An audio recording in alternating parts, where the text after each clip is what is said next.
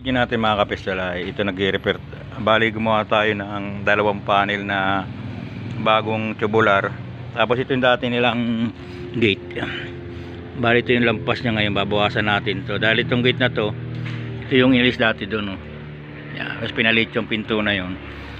Tapos kinuha natin yung height niya. Bali dito yan. Sa gate na ito. Yung mga sukat na rin tayo dito.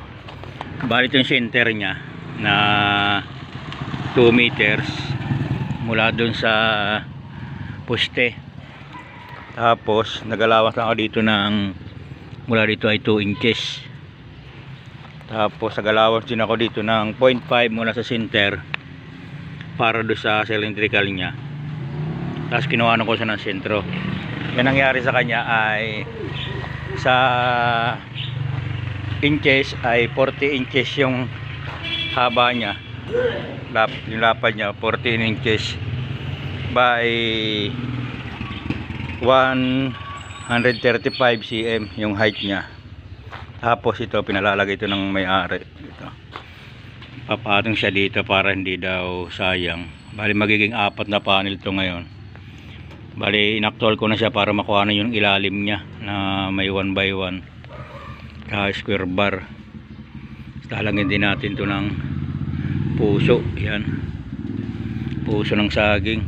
Kasi itong mga square bar na to ipapatong natin dito. Kukulangin pa to, bali bibili pa rin dito ang ano. Tapos talagay tayo ng cylindrical dyan na 1 inches ang laki nya para dito sa gate na to. Bali ang height nya na yan dito. Dito tayo kumuha ng height nya. Yan dito. Tapos ito yung guhit nya na 135 cm. Tapos mayroon tayong ditong maiksi na mga 8 inches ang height nya.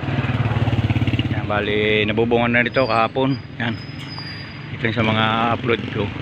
Bali ito yung dating yero nila natira dito sa bahay na to. Yan, oh. Pinagkasya na, pinagdubli-dubli na yung mga ritaso niya, pero maganda naman siya. Tapos sinahakot yung mga tirang buhangin na tsaba to. Yan, bali ito yung mga tirang hollow block na bali may paglalagyan pa niyan dito.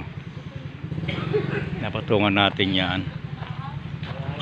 Kakabit tayo ng ano ng cylindrical. Bali tinas ko lang yung may butas niya para in case man na maglagay sila ng langis, lagyan agad nila, hindi tinatago yung ganito. Tapos yung ang isa pang mas matibay dito, yung kanyang tubular na 1.5 ay nilagyan ko siya ng plate to. Kita nyo yan, para may hinangan mo siya ng ganito para mas matibay. Dahil pag ikinapit mo lang yung cylindrical niya dito sa tubular ay posible siyang mapunit o pagkalamat dito hanggang sa matatanggal ito. Tapos naglalagay tayo dito ng clearance na yung kasing laki ng welding rod na 1613, kaya halos pare-pares yung clearance yun hanggang doon sa dulo.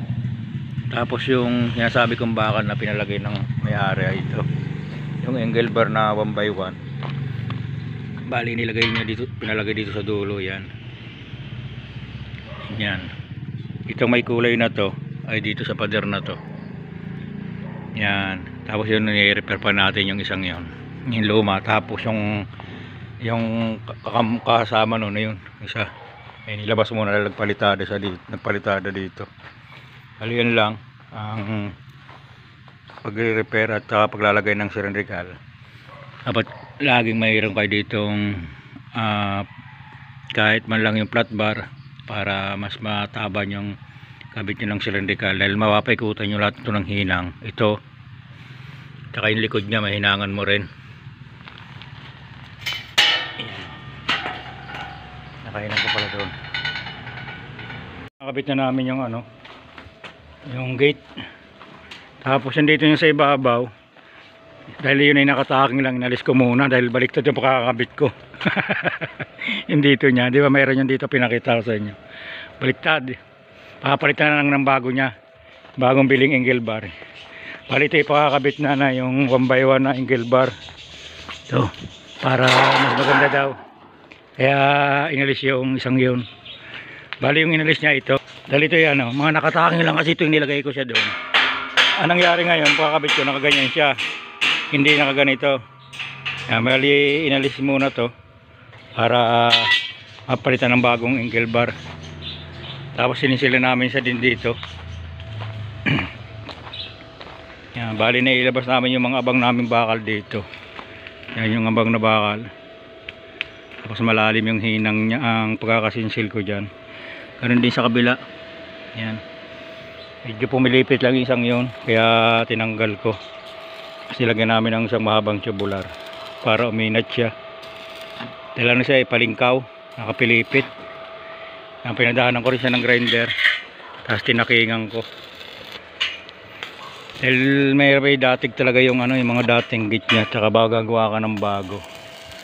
Katulad nito, wala to sa eskwela, yung kulay dilaw na yan, tsaka yun.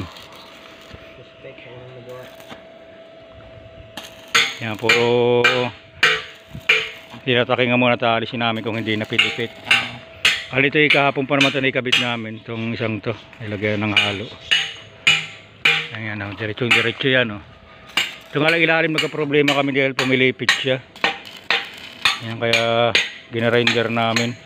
Bali na i-fix na namin, tsaka itaking na rin yung binaklas kanina. Yan, ito yung pumilipit eh. Yan, bali inalis ko muna itong mga 1x1 na yan. Tapos kinating ito. Yan. Yan, ngayon pantay ngayon siya. Ano? Tapos lalagyan naman ngayon ng angle bar dito sa ibabaw. Yan to. Lalagyan yan dyan para tumaas siya ng mga ganyang kataas. Okay na, success na tayo. Tapos sinagisan ko na rin ito. Yan, sinagisan ko na siya, yung kanina niya.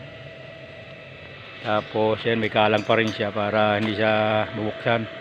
Bukas na lang siya mabubuksan, kaya tinalian ko na siya ng alambre. Ayan, maganda na. Kaunti na, pintura na lang. Tapos meron pa tayo dito mga square bar na gagawin grills pa rin sa mga bintana. Yan, bintana doon sa bahay na yan. Yan, bahay na yan. Lalagyan na, pinalalagyan ni bossing ng grill sa loob. Yan pang ating gagawin.